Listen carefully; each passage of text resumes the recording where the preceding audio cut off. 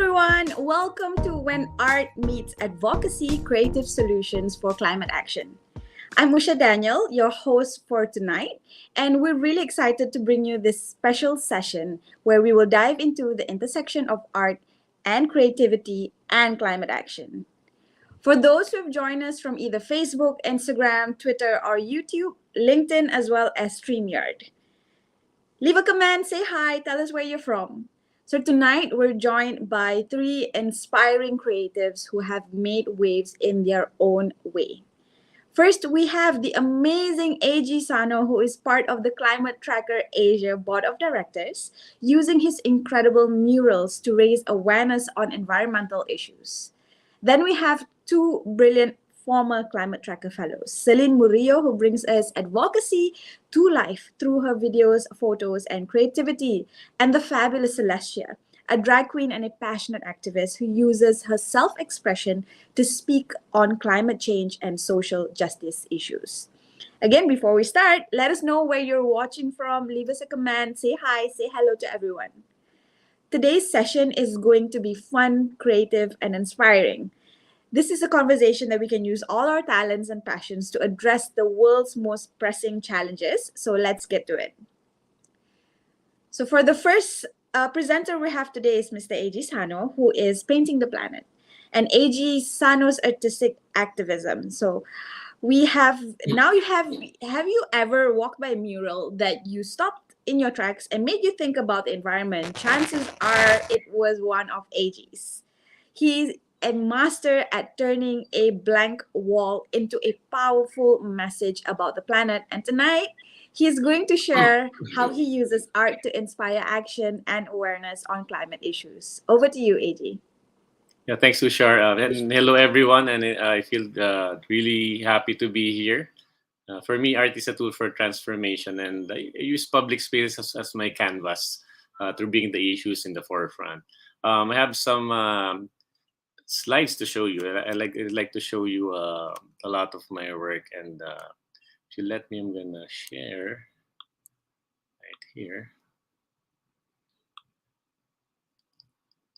Okay, let me see.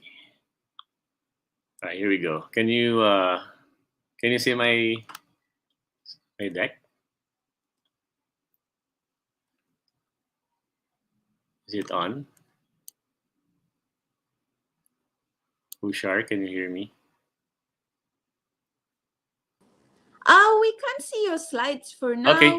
All right. Okay, cool. Okay, I'm gonna show you my slides quickly, but I always like to ask this question first to my audience. Like, do you think art can make the world a better place? Quickly, I'd like to show you some iconic images that would tell you that art can actually tell stories. Like probably the first ever form of art known to man now because of anthropology, archaeology, and history. Is the cave drawings in um, like this one that was discovered in I think this is in Europe.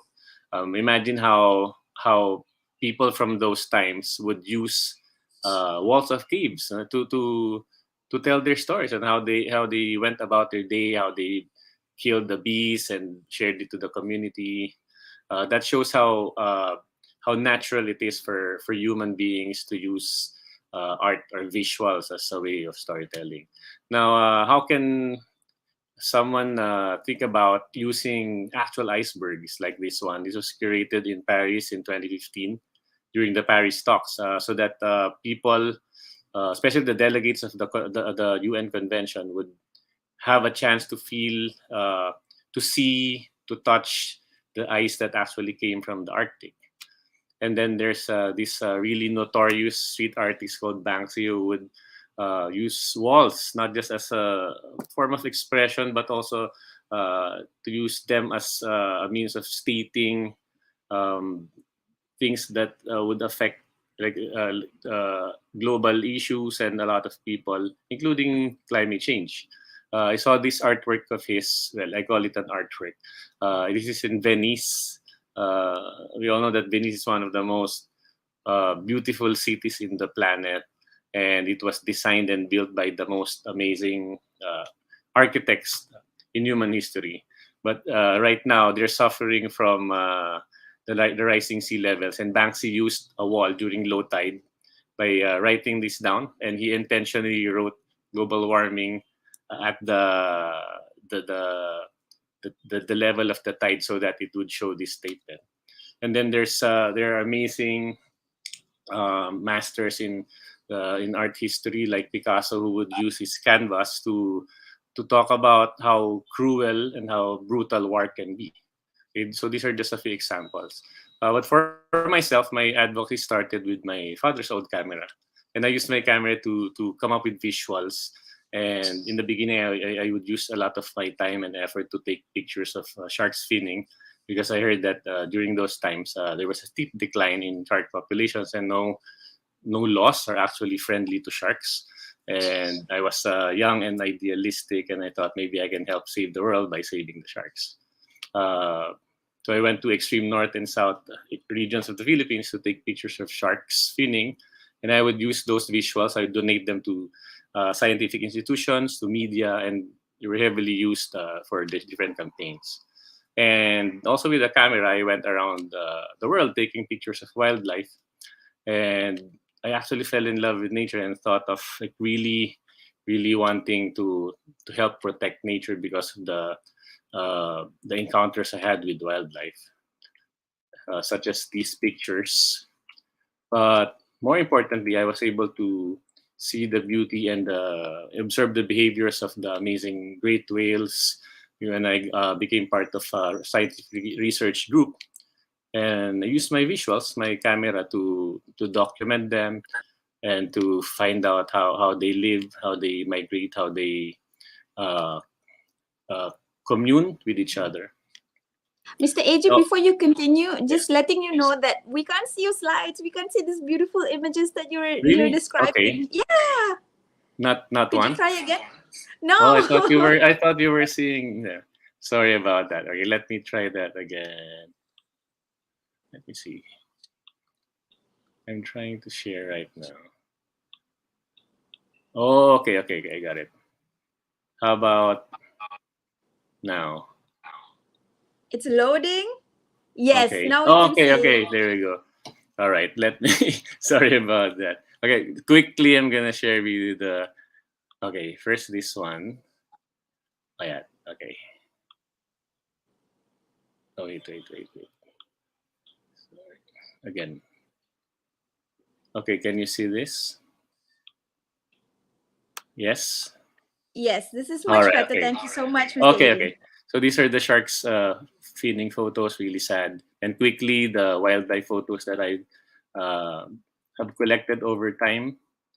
These are wildcats, like big beasts, big birds, and other species. But like I said, had the chance to be part of a whale research group, and I used my camera as well to take pictures of whales and their behaviors and a lot of other stuff. But then I also uh, spent a lot of time storm chasing. This is not really a popular thing to do, but I felt that I wanted to capture the beauty of lightning and to witness how storms devastate regions of the Philippines. So most of my photographs would show somehow beauty of the heavenly fireworks, but behind this are like the heavier side of storms, which are the aftermaths, and I have witnessed a lot of disasters and tragedies in the Philippines,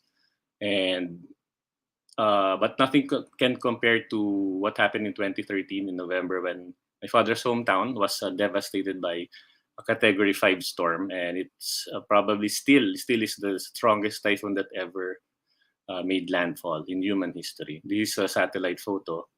And right after the typhoon, I went out of the shelter where I was, and I took a lot of photographs, such as this. But I found myself volunteering to help uh, gather the dead bodies. And at some point, I had to decide to put down my camera and be there for the team gathering the bodies. And this particular selfie shows myself and the driver of this dump truck where we would load the bodies. And we were dumping the bodies in front of the city hall in Tacloban City. And that was really probably my lowest moment in my life because at that point the driver was asking, "Hey, AG, is this the right thing to do? We're actually dumping human beings." But that time you were racing against time, and I just told him that we had to move fast. We can't let the time pass because there could be an epidemic. And because of this experience, both the beauty of seeing the beauty of nature and seeing the harsh realities of the changing climate, and finding out a lot more other like gruesome stuff like from this movie, The Cove. It sparked me into doing a lot of art pieces that I think would probably lend the voice to people who, not just people, the voiceless entities like people and nature. And that sparked me into doing like thousands of murals around the world. So my murals would speak about nature, mostly marine environments like this, dolphins and whales, definitely. And I would have a lot of chances in working with people. And yeah, sometimes we also paint about different species like biodiversity. There, the endangered sea turtles, endangered tamarau, even like the terrestrial beings, the Philippine eagle. We also paint about fisher folks and their plight and their communities. We paint about whale sharks. And I think I lost the slides again. Let me see. I'm almost done with my deck. Wait.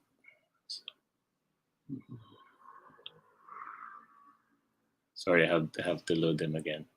I'll just probably show you the last part, like a couple more slides. So this is very important, I believe. Of all my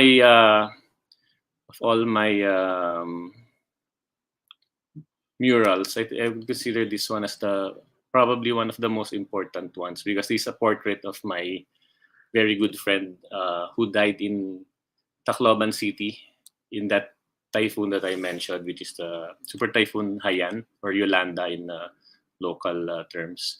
I painted my friend Agit because I wanted the world to know that there was a person by the name of Agit Sustento who existed.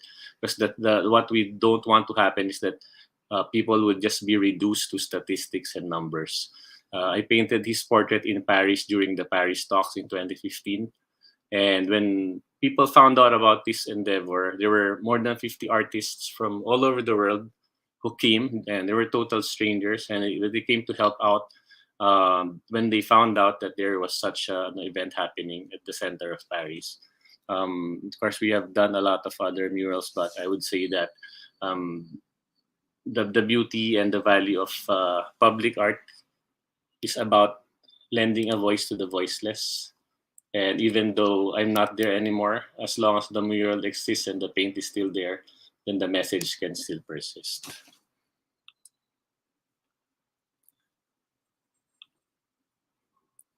Yeah, for now I'd stop sharing and hopefully we'll have some nice discussions later. Thank you very much for your presentation, Mr. AG. It was really mind-opening even for me in Malaysia, and your artwork definitely speaks thousands of words, even just by one glance at it. Thank you so much for your presentation. For the next segment, we have the evolutionary and revolutionary art, which is self-care. And we are hearing from Celine Murillo, a former Climate Tracker Fellow and an expert at using creativity to push for biodiversity awareness. If you are on TikTok, if you are on social media and on Instagram, you would have seen Celine's videos appearing on your timeline. So Celine, you've always found a way to bring advocacy into your writing and storytelling. How do you do it, and why is creativity so important in climate advocacy? Thanks, Ashar. Hello to everyone, my fellow creatives, artists, and storytellers. For me, creativity is a way to connect the head and the heart. When we talk about climate issues, it's easy to get lost in the data, but stories are what really move people. As a former Climate Tracker Fellow, I've worked on a range of projects that use creative storytelling to make climate issues personal and relatable. And tonight, I'll share how my art has transformed over the years, why I refer to it as self-care, and how this has allowed me to create accessible and engaging stories about the climate and the environment. Let's just share my screen.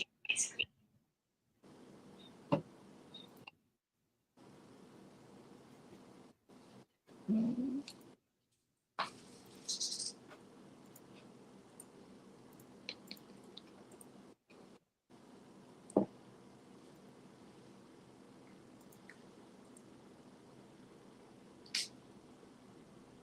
wait. No worries, take your time.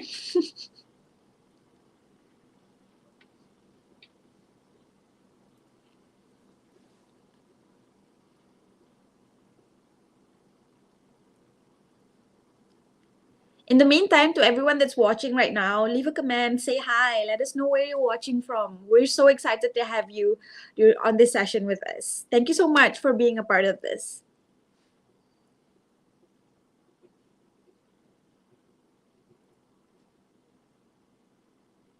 There, do you see it? It's loading. There, we have it. Over to you, Celine.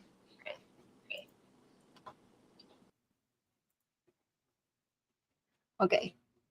So, in essence, art is meaning making, memory keeping, and of course, self expression.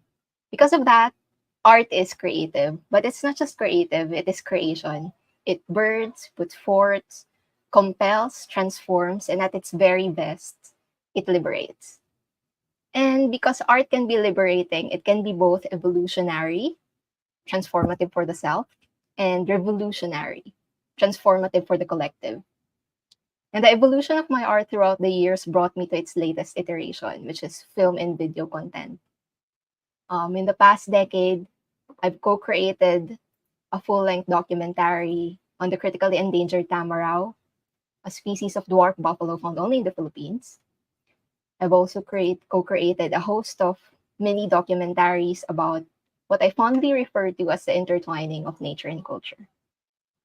And the most prolific as of now, short form content on social media. One of which is Sari Buhay sa Salapi. In Tagalog, that's Tagalog for biodiversity in our money. So this is a short form series of about 2 to 5 minutes about the plants and animals featured in present day Philippine coins and banknotes. It currently has 7 episodes and still in progress. All episodes use something, I won't say accessible because that's unfortunately not the case in late stage capitalism, but something everybody knows, which is money. It uses coins and bills as anchors to showcase Philippine biodiversity alongside scientific concepts and facts about the natural world, including the climate crisis. And at its core, it attempts to converge something every Filipino care about, money, and something that every Filipino should care about, and that's the natural world. But the short video format was not what I originally envisioned for Sari Buhay sa Salapi. It actually started as a feature story entitled The Plants in Our Coins and Where to Find Them. This idea was born from a journalism fellowship and was nourished in that space, eventually being published online by CNN Philippines Live. But despite this, I felt like in this form and on this platform, it didn't really reach the audience that I intended it for. So I eventually made the short form series, which I think is the right decision because A, CNN Philippines closed down and straight up deleted its entire website. And B, the Department of Science and Technology recently recognized Sariboy sa Salapi as the best short form video series during the 2024 Pantog Awards for Science Communication. And C, the series currently has a combined views of 35 million across 3 platforms and are being used in classrooms and homeschools as teaching aids. So my art evolved because I wanted more people to remember why we need to care for our natural world and all its creatures. So in this case, I considered the number of views as a measure of success because that was the intention in the first place. to get the message across as far and as wide as possible. But of course, because art is inherently self-driven, artists are necessarily selfish. And I say that with love. So it is true and natural for my art to reflect my values, my interests, my dreams, my fears. It says so much about who I am. And so even if I am intentionally trying to be an artist for the collective, even if I'm trying to harness my creativity for advocacy, I cannot separate who I am from it. You can see that in my short form content. I love all of nature, but I mostly talk about trees and birds because they're my bias. And much of my personality is even more present in my other works. For example, my poetry collection, Likaswika, which is a set of acrostic poems and short films based on 10 Tagalog nature words. So this was inspired by Robert McFarlane and Jackie Morris's Lost Words and the musical album that came out of it, Spell Songs. So the goal was to integrate these words back into everyday Filipino vocabulary because words have powers. We name things that we care about. And reiterated that by conducting poetry walks, nature walks with poetry reading. So this part's the advocacy. But clearly the whole thing is also just self-expression, a desire to connect and understood, to belong. It's why the Content Creators Hub has been instrumental to me. During my time as a fellow, I was given the opportunity to not only evolve my art, but to also try to make it revolutionary. 2 out of 3 of my outputs combine poetry with film, and this is one of them. And allow me to share this with you.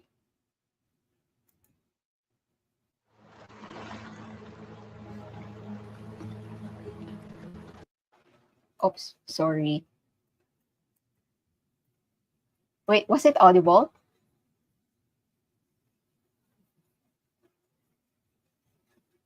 Yes? Yes, Celine, it was audible.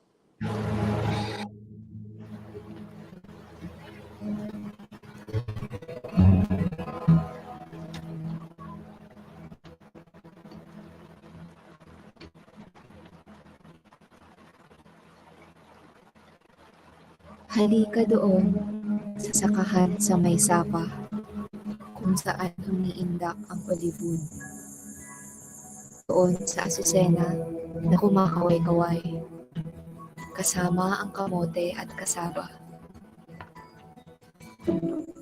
Sundan ng tawag at liwanag ng gubat, patungo sa ginhawa ng sampaw. Hinay-hinay, maupo na muna. Pawiin ang pagod ng kalamnan at diwa. Pinakapapel ng mga kabataan, balikan nila yung nakaugalian, nakasanayan ng mga kaninunuan nila. Kapag binabalikan natin ito at tinitingnan natin na ganito pala yung pamumuhay ng mga katutubong magsasaka noon. Hindi pala isang crop lang yung itinanim. Iba-iba pala.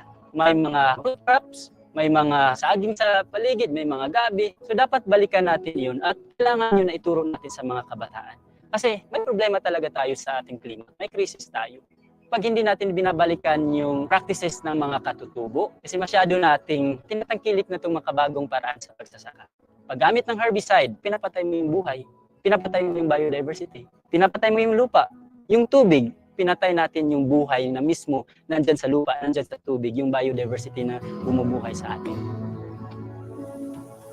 Magiliw ang pagsulong na ito, na sa totoo ay pagbabalik tanaw lamang.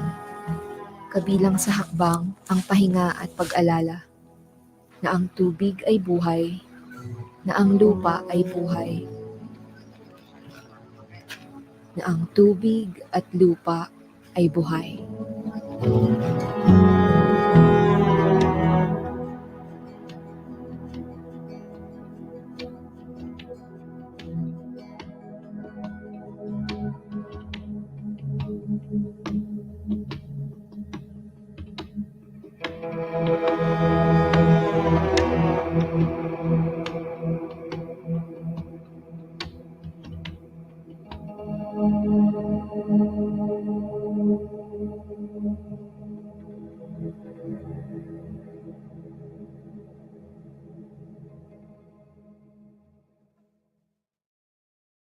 there. So, at the heart of it all, what I'm trying to say is that you don't have to compromise who you are when you create art for something outside yourself. In fact, that's the only way to do it. AG, Prance, and I, Celestia, AG, Celestia, and I are proof of that. If you choose to go out into the world, see its realities, and love it for all its glories and terrors, in Tagalog, luwalhati at lagim, your art will reflect this, and you will find that there is something between selfishness and selflessness. We have a word for that now, and it's self-care. And as an artist, that means honoring yourself, your audience, and those you portray. And notice how I say if you choose, because not everyone who has the privilege of choice chooses to do so. That's why there are some art that seem tone deaf and out of touch, that seem to divide instead of bring everyone together, that confuses instead of fostering understanding. Consider our privilege and let it rattle us into making sure that our art, our creativity, our stories contribute to the creation of a better, kinder, and more compassionate world. That's it from me. Thank you, and may our art be as good and as worthy as wood. Thank you so much, Celine. Every time I watch that video when you present it, it's like makes me cry and it's so inspirational. Thank you so much for everything that you've done. And thank you so much for your presentation. Now we're moving on to segment three. And for segment three, we have dragging climate action into the spotlight. Celestia's bold advocacy. Now we're heading into the world of self-expression with the fabulous Celestia. Hi Celestia, how are you? Hi, Ashar. I'm doing great. I'm just kind of. How about you? I'm good, thank you. So, Celestia is a former Climate Tracker Fellow who brings activism to life through her drag performances. Celestia, how do you combine drag self expression and advocacy into one powerful message? Hello again, everyone, and thank you for the introduction, Ashar. So, for me, is about being bold, unapologetic, and using my platform to speak out on things that matter. And as a former Climate Tracker Fellow, I've learned that advocacy can take many forms, and drag has been my way of getting people's attention and pushing important conversations forward. So, now I will talk about how I've used performance, fashion, and storytelling to bring awareness to climate issues and how self expression in any form can be a powerful tool for change. So I have actually prepared slides. Let me just there. Oops. All right. Can you see my screen?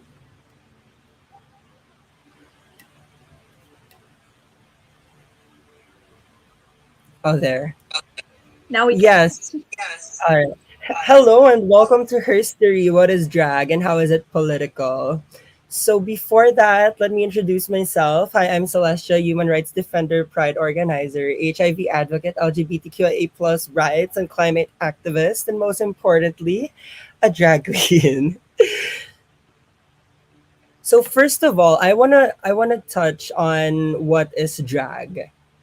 There have been a lot of definitions on what drag is, but let me just, since I don't have that much time, let me just narrow it down to these definitions. Drag is theatrical, drag is campy, drag is fashion, drag is funny, and drag is spooky. Drag is basically like living in your own fantasy, fulfilling what you want as a drag artist, and it's not necessarily confined on the LGBTQIA plus community. Their drag right now has evolved, and and there are heterosexual individuals who have ventured out into becoming drag artists. So how did drag start? This is very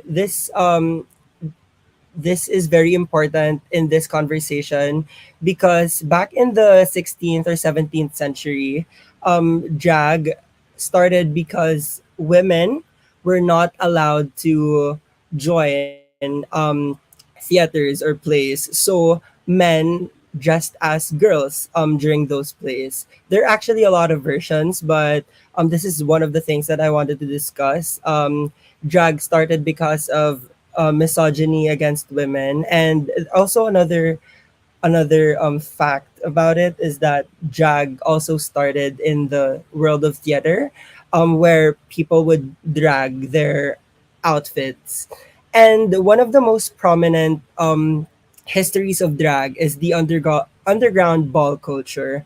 So during the time where oppression and discrimination against the LGBTQIA plus community is very prominent, there are individuals, people of color, who created this underground ball culture, wherein they would dress these lavish clothes, and where they would have their own fantasies of fitting in with a society that's predominantly white, heterosexual, and male. So, one of the most important things that I wanted to discuss is how drag is political and how it has helped a lot with me as a climate activist and our campaigns in our city or here in the Philippines. So, why is drag political? Living in a predominantly Christian, conservative, and patriarchal society, putting on heavy makeup and cross dressing in public is revolutionary. So, by putting on these heavy makeup and by showing myself in the public as a woman is already revolutionary because we are breaking norms. We are challenging the norms of the society. And that in itself is already revolutionary. And just to add to that, it helped a lot with my activism because just a brief background outside of drag, this is me. I am a climate activist. So, this is one of the events that we have done with our organization, Youth for Climate Hope Philippines. And drag has become a vessel for me to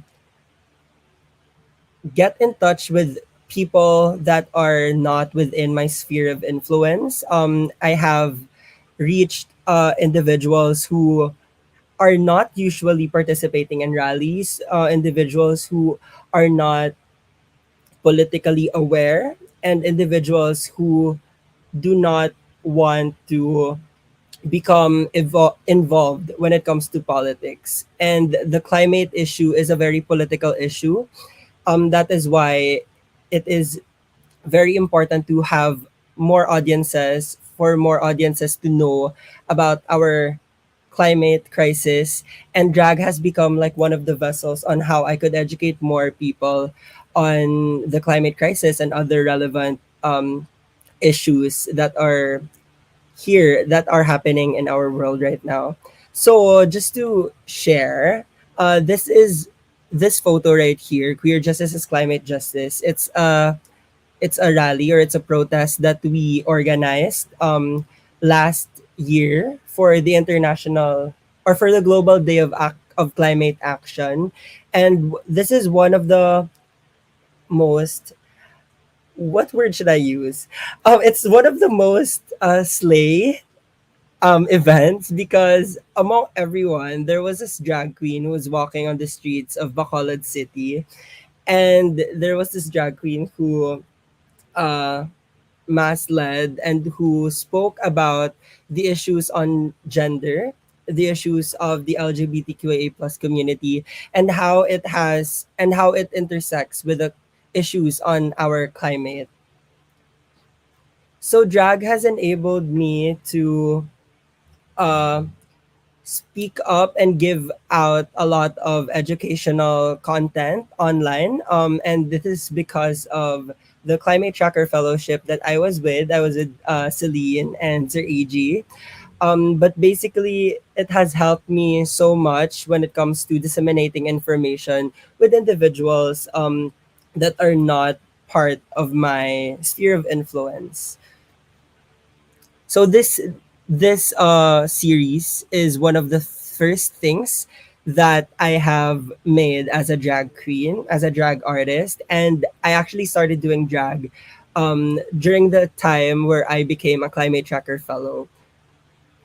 And through the years, wow, years, and through time, I was able to share more of my story as a drag queen and my story as a climate activist, and to share other people's stories as well through my platform, my social media platforms. And uh, one of the most um, memorable things that I had just this year was that I was interviewed for an article um, on Bulatlat, and it was basically me sharing how important my drag is when it comes to my fight with my fight towards climate justice, because it has enabled me to express the it has enabled me to express my dissent through various ways and through a very creative manner.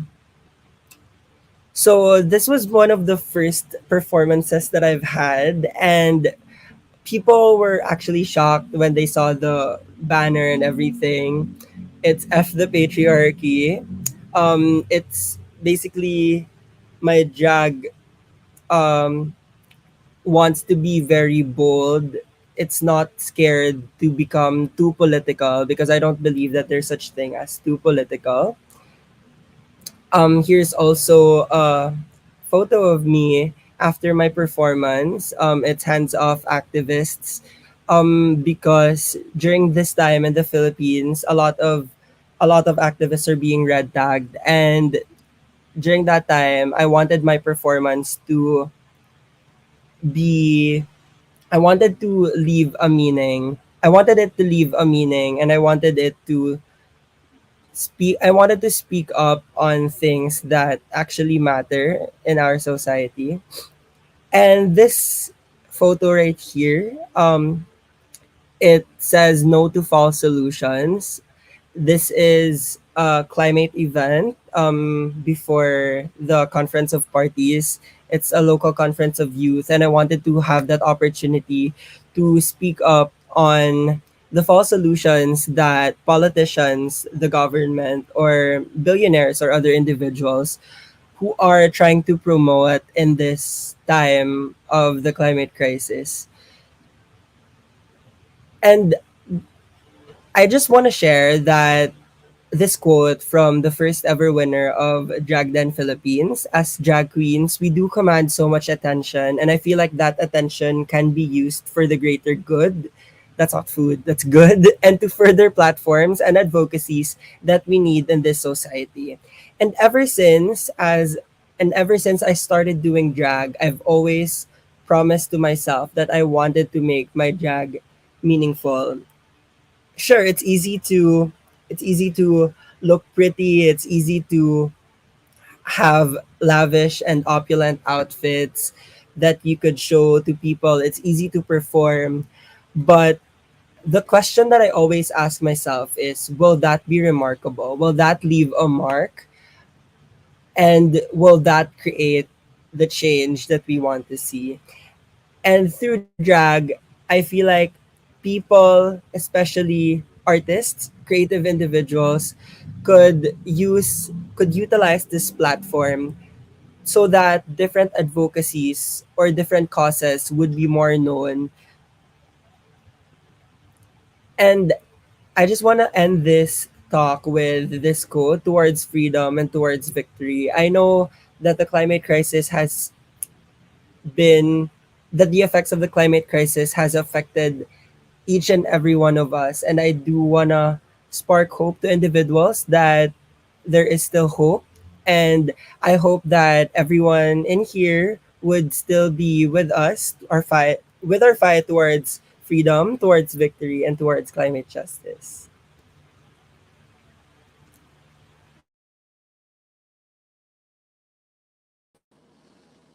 Thank you so much for your presentation, Celestia. It's definitely interesting to see how you combine all the elements that you put together as being a drag artist into the activism that you do.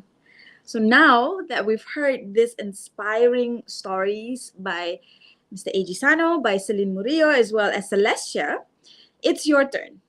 Drop your questions in the comments and we'll get through as many as we can in the next 25 minutes. Whether you're curious about Mr. AG's mural process or Celine's content creation or Celestia's unique brand of advocacy, now's your chance to ask. So we have a first question by Kian Armarnani. This is a question for all, and the question is, how do we encourage artists to acknowledge the political power they hold with their art and use it for good? Who would like to take this question first? Mr. AG? Yeah, sure. It's actually a difficult question. Um, but yeah, as artists, we have the responsibility to use our talents. No? I'm a believer that um, that we have the power, and we can't escape that responsibility now. We're in an era where humanity faces such like an existential crisis. We face difficulties. We see, I mean, we witness people dying globally, worldwide, and that's why I say we can't escape the responsibility to to use our platforms to be the voice, because the creative world has the capacity to translate what science has to say, and we have the sensitivity to touch people's heart and to be touched by people's issues. And um, this is the best time for us to make use of that talent, our power to push for this advocacy. And yeah, I think we can always spend time expressing art. We can always use our talents to create art for ourselves. I mean, that's also important, to care for ourselves and for our mental well-being. But um, we have that while the world is burning, we can't just stand aside and let it burn. We have to be there. Thank you, Mr. AG. Celine, you want to take the next question? This question, you can answer next. Sure. For me, artists are privileged in many ways, and it's important to acknowledge that and choose to use our power, our political power, for good. And in my experience, the best way to do that is to go out into the world and see its realities, and um just put yourself out there, because how can you create art that can be used for good when your motivations, your sources are just from a bubble? So yeah. And Celestia, I mean, the work that you do is very political in nature. So how do you encourage artists like yourself, and for perhaps new and upcoming artists, to acknowledge the political power that you hold with your art and use it for good? Wow, I feel like they have already answered most of the things, but I would say if you are an artist, or if you are a growing artist, or if you're an aspiring artist, I would want you to ask yourself, who are you doing art for? Why are you doing art? And what's the purpose of your art? Because I feel like once you answer that question throughout throughout your journey as an artist, you would get to answer, or you would get to acknowledge the political power that you have. And I just wanted to emphasize what I've mentioned in my slides a while ago, that you having a platform or an influence is very much is already important, and you being an artist is already holds that much influence. So I think you should use that, so you could create a more impactful and a more meaningful art. Thank you, Celestia. Next question is from Serene Nazari, and this is for Mr. AG Sono. Her question is, did you face problems with authorities or with the public, perhaps climate deniers, when you were painting your murals? Yeah, I get problems and harassment from all sectors, actually. Being activists or artivists, we face risks, and we get sued in court. We get slap suits. Sometimes we win, sometimes we lose. But that's part of the game. That's part of the ecosystem of being an activist. And I think what's important is we hold the truth, and what we bring out to the world is the truth that we have in our hearts. And if you believe you're carrying that, the truth, and then you'll always be motivated to fight. And when I say fight, I mean you don't fight like 1 minute, 2 minutes, 3 minutes, then be gone forever. No, this is a long, long battle. It's not. It's like a marathon. It's not a sprint. The climate crisis will be here probably beyond my lifetime. But as long as there's hope, you should continue, and just let the harassment pass. Take a rest also. That's advice, a very precious advice, because rest is also a great form of resistance. Mr. AJ, I have a follow-up question from the question earlier. How do you overcome these challenges? Do you have a big group of support that's assisting you when you do face these challenges when you're painting your murals out there? Oh yeah, I always work with the community. I rarely work alone. I mean, I can finish a mural by myself, but that's not the point. The point is sharing the platform and the advocacy, and in that way, we allow thousands and thousands of people to be part of this platform as well. Even the man on the street, a kid on the street who would see us painting, we give them the brush and we let them paint the wall.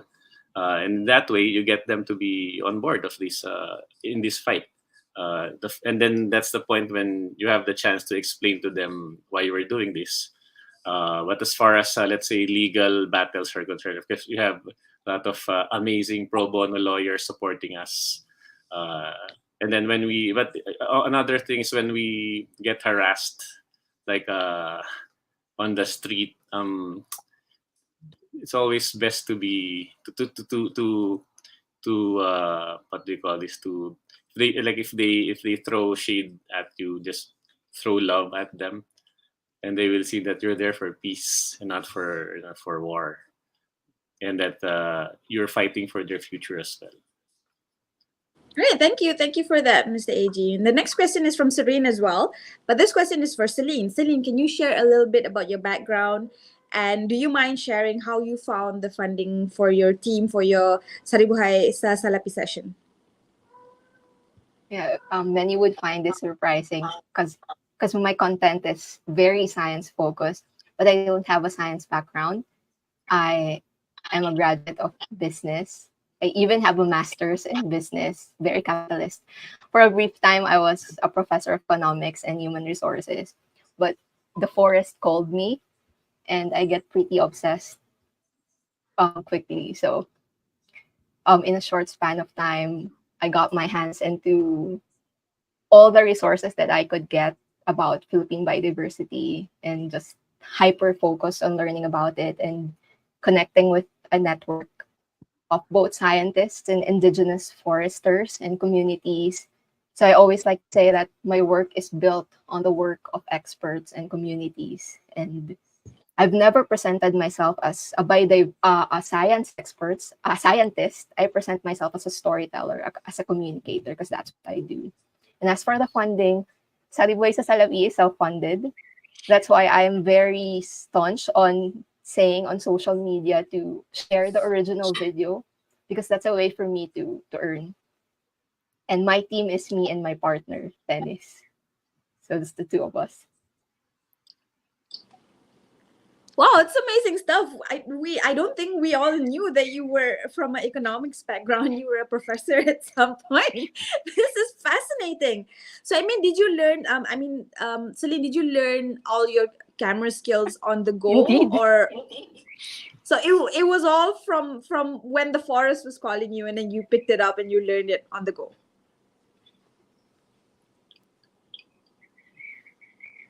Yeah. Because I wanted it stemmed from identifying. I wanted a means to identify, so I just created photos of everything I saw, and then it evolved. So me and Dennis, my partner, my husband, are both self-taught photographers and filmmakers. Wow, wonderful. Thank you so much for answering that, Celine. For Celestia, the next question is for you.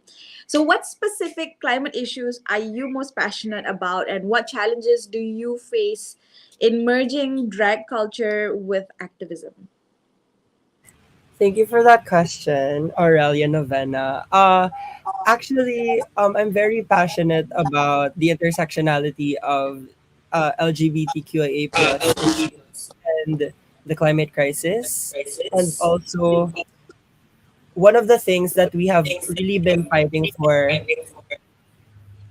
is the phase out of fossil fuels and to have a just energy transition towards renewable energy, because I feel like this is really one of the main causes on why the our global temperatures continuously rising, and without just energy transition towards renewable energy, there would be certain sectors that will be displaced. One challenge that I have when it comes to merging my activism with my drag, it's um back here in our city, drag is just starting to rise, and most of the time people perceive drag as this very high performance wherein you have to break your bones, and then wherein you'd have to dance to entertain people, because this is we are still part of the entertainment industry, despite it being political, despite having advocacies, and despite being activists. We are still part of the entertainment industry. So one of the most challenging part is conceptualizing on how my performances would be entertaining, but at the same time giving a message, or pushing for causes or sharing our causes through my performances. I think that's really one of the biggest challenge when it comes to my drag performances. Thank you so much, Celestia. Do you have any more questions? Yes. So we have a question from JMS. I hope I'm saying it right. I think this question is for all. What can you say about partnering with government agencies or corporations with your advocacy? We have done that a lot of times, especially with government agencies, whether they're LGUs or provincial capitals. Solving an existential crisis has to involve like everyone. Like there's this term, all decks on hand. Um, the way to win this fight is to have all levels of society take part in the solution process. But of course, we're cautious when we get invited by corporations who are just there for greenwashing, and they tend to use uh, people like us, like environmentalists, as a way to wash their hands clean of their sins, to the environment. And I mean, we know, like even Celine, we've talked about that before, that there are a lot of corporations who would just do that. And we make sure that we vet out the partners. We don't connect with just everyone, if they have to be made accountable as well. And by calling them out and by denying such partnerships is a way of making them accountable. Celine, would you like to add on to that question? Right. Yeah, I've been very vocal about not partnering with corporations who are obviously in it for the greenwashing. They're the cause of the climate crisis, and then do this stuff to wash their hands, as AG said. Recently, I received a collaboration email for a natural gas and fossil fuel multi company, and they said I was perfect for the campaign, and I really took offense at that because how can I be perfect for that? And so it's really important to call these corporations out when you can, and that's one way of using your platform for good. But for government organizations and NGOs, educational institutions, I'm more lenient. For government institutions, my thinking is, especially if it's paid, it's my people's money, so might as well use it to give back to the community. That's a really apt way of putting collaborations with governments into really succinct words. I mean, Celestia, do you have you had any collaborations with any government or corporations or LGUs in your activism as a drag queen as well as an activist? And I mean, what do you feel about that? Actually, we've had a lot of partnerships with government agencies, not in drag, but when it comes to other advocacy projects or campaigns. But one, I would say to be wary with in which corporations you would want to partner with, because as AG and as Celine have mentioned a while ago, corporations are really prone to greenwashing. So you should really check their values as a company. And with when it comes to government agencies, it is okay to partner with them, but it's also okay to speak up and to call them out if necessary, because there are government agencies who are not very climate allies.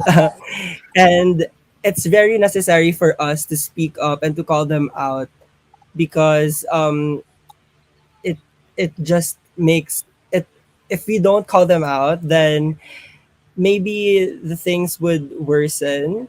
But yeah, just to conclude with what I've mentioned, choose your partnerships wisely, and just don't just say yes to everything that's been offered to you. All right, thank you so much for that, Celestia. Do you have more questions? Okay. I think we're running a bit short on time. I think this should be the last question that we have for today. This question is from Angelica Portia Lapidario, and the question is: do you have any tips on how to find a good community to be a part of for your art and advocacy? Climate Tracker Asia.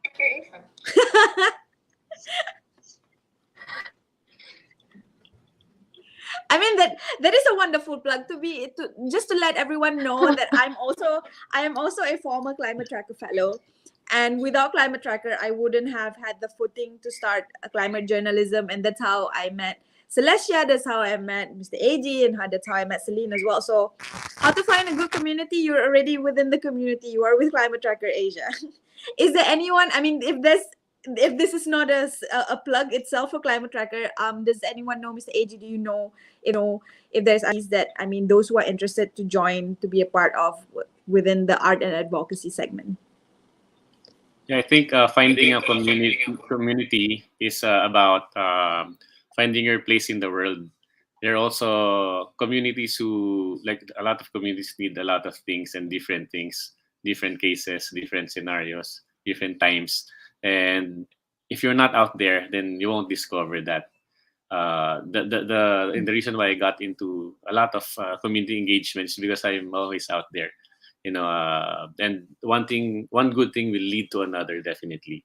Like, I've been working with people who've been there for like 15 years. Some of them have graduated in college already. They painted with me when they were third or fourth grade. It's about keeping the spirit alive and keeping the communications alive. It's like the engagement is like a relationship as well with these communities, and you become part of it, and then you find more avenues, other communities where you can offer your time and your effort. All right. Well, I think the final question that I have for each and every one of you is, what word of advice can you give for new and upcoming artists or content creators who would like to start advocating and be part of this family of advocacy when it comes to climate change and basically storytelling? Mr. AG, do you have any final words for any upcoming content creators or artists? I always have words, never run out of words. The problem is the time limit.